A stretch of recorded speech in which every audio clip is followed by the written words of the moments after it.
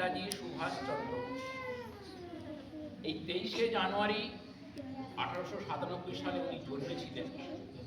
আজও এই দিনটাকে সারা ভারতবর্ষের মানুষ মর্যাদার সঙ্গে পালন করে এবং এটাকে পরাক্রম দিবস হিসেবে পালন করে। নেতাজির জন্মদিনটা কোন একটা তারিখ নয়, কোন একটা ডেট। নেতাজি আমাদের মধ্যে যে যে না হারার মানসিকতা, যে অদম্য জেদ এবং ভারত মাতাকে পরাধীনতা থেকে মুক্তি করার জন্য যে সাহস দেখিয়েছেন, সেটাকে আমরা বহন করে নিয়ে চলেছি। অমুক তারিখ উনি জন্মেছিলেন, আমরা এটা পালন করছি, এটা বড় কথা নয়। ওনার আদর্শ, ওনার ত্যাগ, দেশের জন্য ওনার সংগ্রাম ইত্যাদি ইত্যাদি, ওইটাকে আমরা বহন করে নিয়ে চলেছি। প্রথমত তিনি বলতেন, give me blood, I will give you freedom. বলতেন, আমাকে রক্ত দাও, আমরা তোমাদের স্বাধীনতা দেব। হি বিলিভস ইন স্ট্রাগল, তিনি লড়াইয়ে বিশ্বাস করতেন। He does not believe in tears, চোখের জলে বিশ্বাস করতেন না।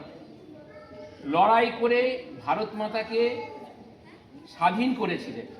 আর একটা উনি কী করতেন, উনি লড়াইয়ের সময়ে কোনো আপোষের রাস্তায় যেতেন না।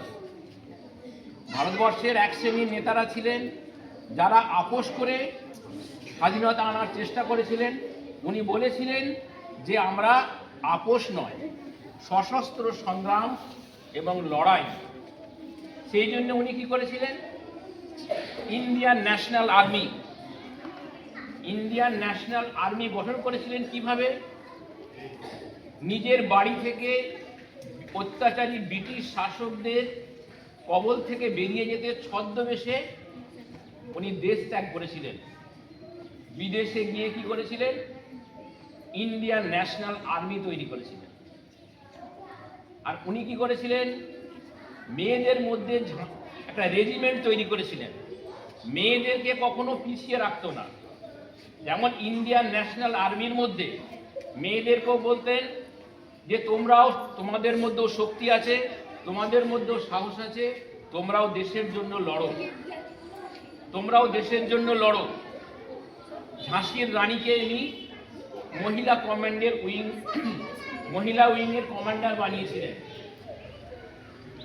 এই নেতাজি হচ্ছে আজকের ভারতবর্ষের যেটা সবচেয়ে বড় সমস্যা, জাতিগত সমস্যা।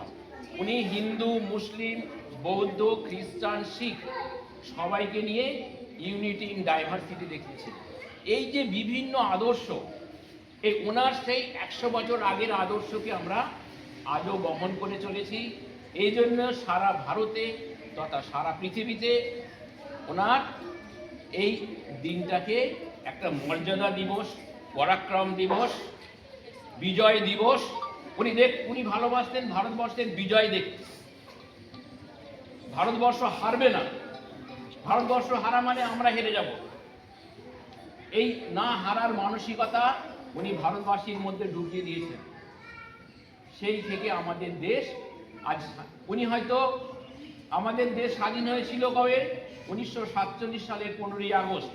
কিন্তু 1945 সালে উনি নিখোঁজ হয়ে যান, ওনাকে আর পাওয়া যায়নি। যেদিন স্বাধীনতার বিজয় পতাকা উড়েছিল সেদিন হয়তো উনি ছিলেন না, কিন্তু ওই পতাকার মধ্যে ওনার ত্যাগ, ওনার সাহস, ওনার তিতিক্ষা, ওনার দেশের প্রতি ভালোবাসা সব কিছু পথ করে উঠছিল।